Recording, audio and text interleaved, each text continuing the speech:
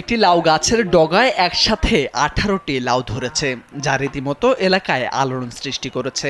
আর সে লাউগুলো দেখতে ভিড় জমাচ্ছেন স্থানীয়রা। কেউ বলছেন অলৌকিক, আবার কেউ বলছেন আল্লাহর কুদরত।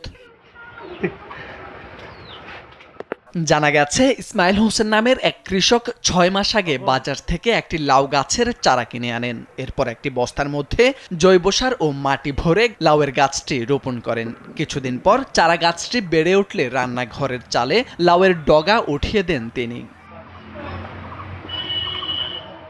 এক পর্যায়ে গাছটি গোটা চালে ছড়িয়ে পড়ে। প্রথমে ওই গাছে 10 থেকে 12টি লাউ ধরেছিল, যা তারা নিজেরা রান্না করে খান। কিন্তু গত 15 দিন আগে গাছটির গোড়ার দিকের একটি ডগায় একসাথে অনেকগুলো লাউয়ের জালি দেখতে পান ওই কৃষক। পরে গুনে দেখেন সেখানে একসাথে একই ফুলের ডগায় 18টি লাউ ধরেছে। সেই লাউগুলো ধীরে ধীরে বড় হচ্ছে। 7-8 মাস হলো, কিন্তু অনেক লাউ খাসি খাওয়ার পরে একটাই ডগায় প্রায় 18টা লাউ ধরছে।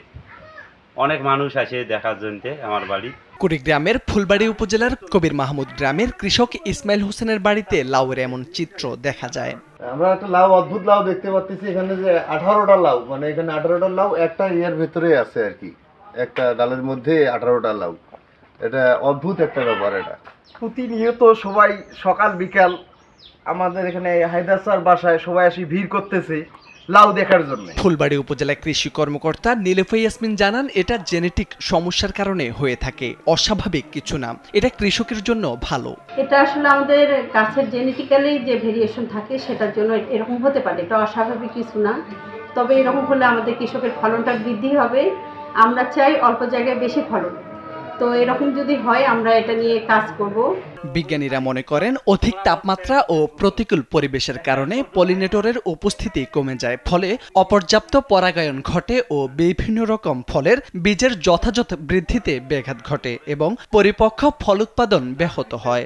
এছাড়াও ফলের ব্রণের যে অংশে বৃদ্ধি ঘটে সেখানে পরিবেশগত কারণে ক্ষতিগ্রস্ত হয়, যে কারণে ফলের আশ্চর্যজনক বৃদ্ধি ঘটে, যাতে দেখতে জমজ মনে হয়, অর্থাৎ একাধিক ফল একসঙ্গে লেগে থাকে।